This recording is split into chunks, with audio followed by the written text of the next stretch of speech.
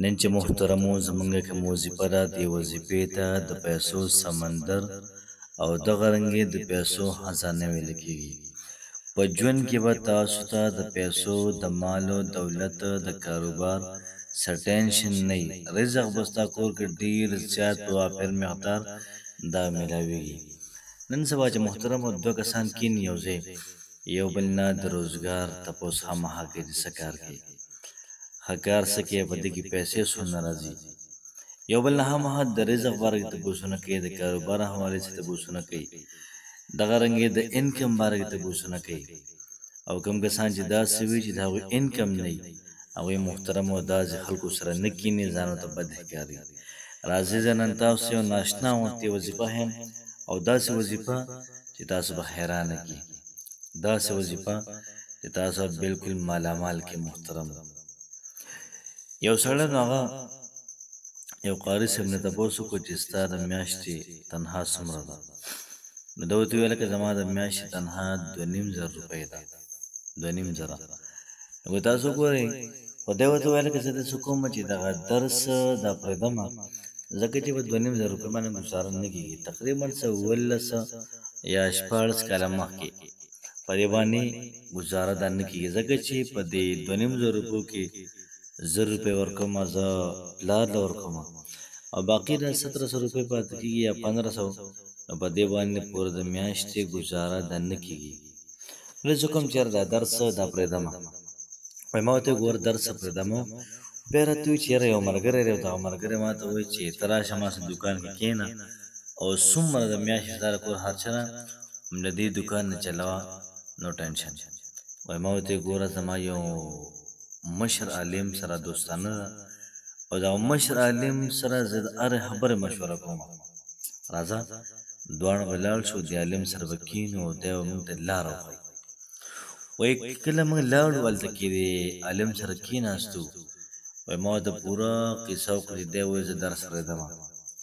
او هلته کې کور کې مسله ده او پریشاني ده او پیسې نه رسېږي. نو دغه عالم ورته وایي چې داسې وکړه چې ته درس پرېږدمو، خو چې کومه تنخوا درکړې تاله د هغې 3 حصه د الله پاک په لار کې دا صدقه کوه. نو سوچ مې کوه چې خدای پاک دا څنګه چلې، یار دا خو دا مو چې دونه پیسې دې صدقه کړه، زر ته پلار له ورکړم، نو پاتې به څه شي ما سره؟ نو ما ورته ویې ګوره دا خو دونه پیسې نه دي که نه چې په دې کې زه دونه صدقه کوم او ما پلار هم ورکوم او کور هم چلومه، دا به څه کېږي؟ نو دې له رالمه چې څه ذکر راته وښیې، داسې سیوا شي. وایي ما ته ښار شو، ما ته وایي څنګه خپل پیسې راته وره که نه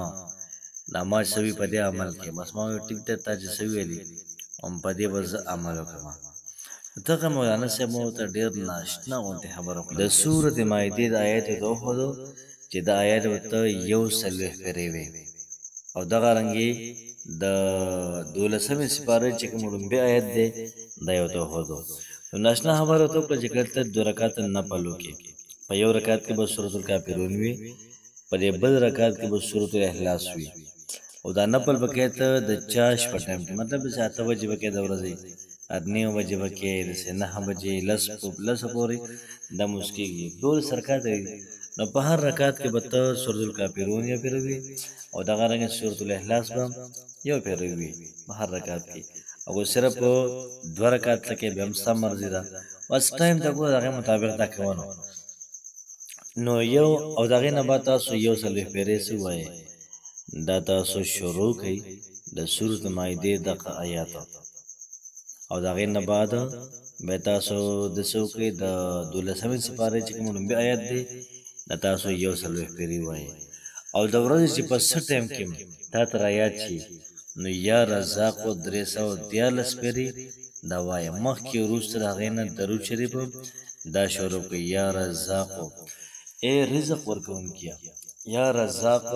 اے رزق ورکوونکیه. او دا کوم آیت دی د سورة مایدې ده، په دې کې عیسی علیه السلام دعا کوي پروردګاره زما په دې قوم باندې ربنا انزل علینا مائدة من السماء، یا الله پاک زما دوی امت له ته رزق ورکړي، خوانچه را نازله کړي په دوی باندې. عیسی علیه السلام سوال قبول شي او ستاسو سوال به هم قبلېږي. 12مې سپارې دا کوم چې آیت دی، څومره په مخ د ځمکه باندې چې د سر د ټولو الله پاک رزق ورکوي، وی الله پاک دې ټول له رزق ورکړي خوراک ورکړي دولت ورکړي ولا مال هم راکړي نو تاسو ګورئ په ترتیب باندې تاسو دا وظیفه وکړئ نو بیا د مولانا صاحب فرمایي چې کله زه لاړم دا ملګري خواله وی ملګري نه ما تپوس وکړو چې لکه څه وشو وایي چې کله کور ته لاړم نو ما ورته زه دوکانداري باقي نه کوم او دا کوم درس دی همدغه درس کوم کور کې هغوی ما ته چې ګوره دوکانداري ځکه ښه ده او د بل چا دوکان دی دې کې ته کښېنم طرف سره زه پیسې درکوي یار اوس په درس کې څه شی دي وایي ما ورته هر صحیح خو زه درس نه پرېږدم وایي درس مې پرې نه ښودو جاري مو وساتو او دغه کله به تنها ماته میلاو شوله پای کې ما درېیم حصه دا ما د الله پاک په لار کې چاله دا ورکړلې وایي نن دومره مالدار یم دومره چې ما حجونه وکړل ما عمرې وکړلې څومره خلک دي غریبانان د هغوی څخه مرسته کوم او دا مولانا صاحب وایي چې ما یې کور ته وکتل ګلکاران پکې لګیا وو ډېر زیات علیشانه بهترین کور ساز لکه محل دا دونه پیسې رقم ځان راغلی رزق دینے والا اللہ کی ذات ہے رزق صرف الله پاک ورکوي بندګان محترم وي سمجھ شي کولی نو نن سبا هر څه ډېر دي خو موږ د الله پاک په نوم باندې ورکړه نه کوو نو ځکه زموږ زړه هم تنګ دی موږ خفه یو او ټولې پیسې رانه به ډاکټرانو ولګي دغه رنګې بیمارو باندې رانه ولګي او یو ځای کې مسلې بل ځای کې مسلې ماشوم را پرېوځي لاس یې مات شي خپې ماته شي دغه رنګې ګاډۍ ووایي 200 قسم نه خبرې نو کوشش وکړئ دا وظیفه راسه وظیفه راسه شوله 2 رکعته نفل به وکړئ او د چاش په ټایم کې او دغه رنګې سورة الکافرون په یو رکعت کې ووایئ او په بل رکعت کې تاسو سورة الاخلاص ووایئ هم ویلې بیا به د هغې نه بعد تاسو 140 پیرې د سورة مائدې د آیت ووایئ او بیا به د هغې نه بعد تاسو 140 پیرې 12مې سپارې د لومبنۍ آیت دا به 140 پیرې ووایئ او بیا د هغې نه بعد درې پیرې درود شریف او بیا د هغې نه بعد تاسو یا رزاقو یا رزاقو یا رزاقو 314 پیرې او بیا د هغې نه بعد تاسو درود شریف 3 پیرې ووایئ انشاءالله عزیز د الله پاک په ذات باندې کلک یقین ساتم